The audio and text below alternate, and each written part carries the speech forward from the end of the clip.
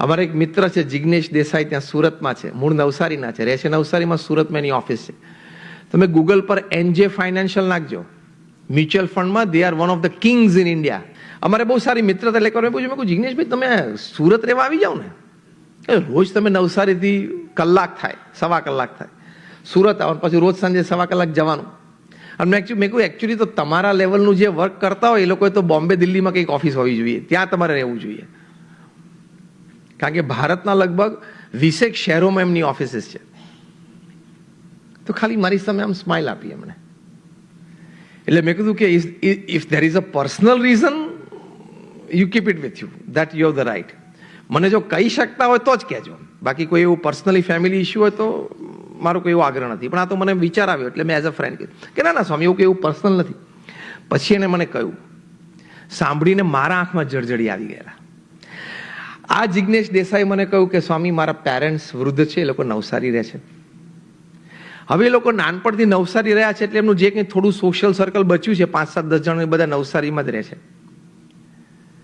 એ લોકોને ત્યાંનું વાતાવરણ વ્યવસ્થા ફાવે છે. એ લોકો કંઈ સુરત આવીને રહી ના શકે. અને મારે ને મારા પત્ની બંનેને નિયમ છે. હવે જિગ્નેશભાઈની અત્યારે ઉંમર 55 ની આજુબાજુ હશે, 60. લગ્ન થયા છેલ્લા 25 વર્ષથી આ નિયમ એમના ને એમના પત્નીને બંનેને, કે રોજ સાંજે પપ્પા મમ્મી સાથે જમવાનું, જમ્યા પછી અડધો કલાક બેસીને વાતો કરવાની. પછી પપ્પા મમ્મી રિટાયર થાય એટલે કે એમના રૂમમાં જાય તો જિગ્નેશભાઈ એમના વાઈફ ભેગા જાય. જિગ્નેશભાઈ છે એમના પિતાના પગ દબાવે, એમના પત્ની છે એ એમના સાસુના પગ દબાવે. રોજ 15-20 મિનિટ પગ દબાવવાના. થોડાક આમ એમને ઊંઘમાં આવે એટલે પછી જ એમનું બેડરૂમ છોડીને બારણું બંધ કરીને બહાર જવાનું. એ કે સ્વામી હું સુરત રહેવા આવું ને અથવા બોમ્બે જઉં ને, માતા પિતાની પગ ચંપીની સેવા મને જે પ્રાપ્ત થઈ છે એ જતી રહે હાથમાંથી. That I don't want to. કેવા લોકો કેવા વિચારોથી રહે છે પૃથ્વી ઉપર.